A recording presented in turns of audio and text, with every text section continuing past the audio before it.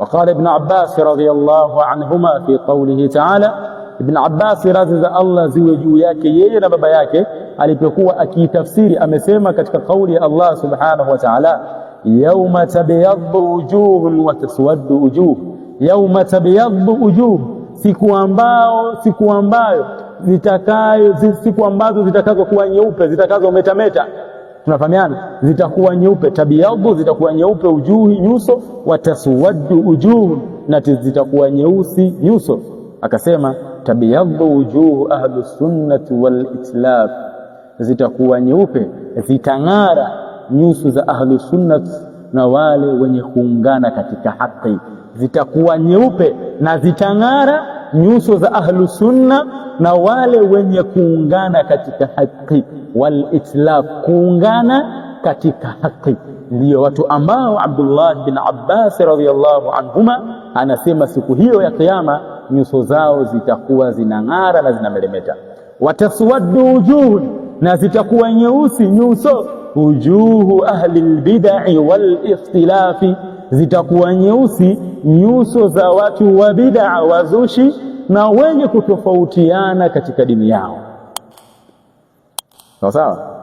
Hizi habari ya jamaatul khair ni habari za siku ya kiyama, kwa maana siku ya kiyama kuna watu ambao nyuso zao zitakuwa nyeusi sana, zitakuwa nyuso zao zina makunjamano, zitakuwa zina mikunjo kutokana na yale waliokuwa wakiyafanya duniani.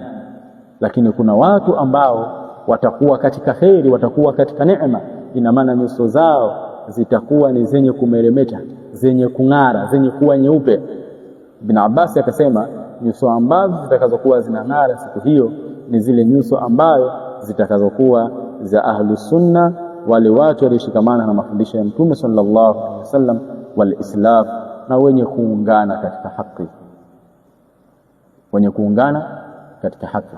Kwa hiyo hapa pia ndugu zangu katika imani tuchukue ibara, mazingatio, kwa maana ya kwamba mikusanyiko yetu, vikao vyetu, mujtamaa yetu, tunapokusanyika, urafiki wetu, undugu wetu, basi tuwe ni watu ambao tunakusanyika, tuwe ni watu ambao tunakutana katika haki, na tusiwe ni watu ambao tunakutana katika batil.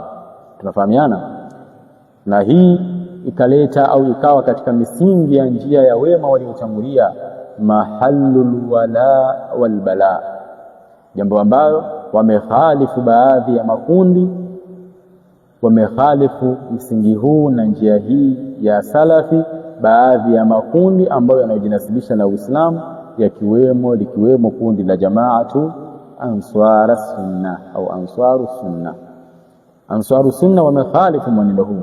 Kwa hivyo basi wale wote ambao watakaojinasibisha na dawa hii inabidi alwala walbala. Alwala ni kupendana kwa ajili ya Allah, walbala na kuchukiana, kuwekana mbali kwa ajili ya Allah. Hiyo ndiyo kitu ambacho kinachotukusanya Waislamu, kwa maana tunakusanyika katika haki, tunakusanyika katika da'wa ya salafia. Tunafahamiana? Hatuwezi tukakusanyika tukapendana tukanusuriana kwa sababu ya mataasisi, kwamba huyu ni mtu ambaye yupo kwenye taasisi yangu, kama ambavyo wanavyofanya jamaa wa Ansar Sunna. Hatuwezi tukanusuriana kwamba huyu bwana mimi ni wa Ukae huyu. Tunafahamiana?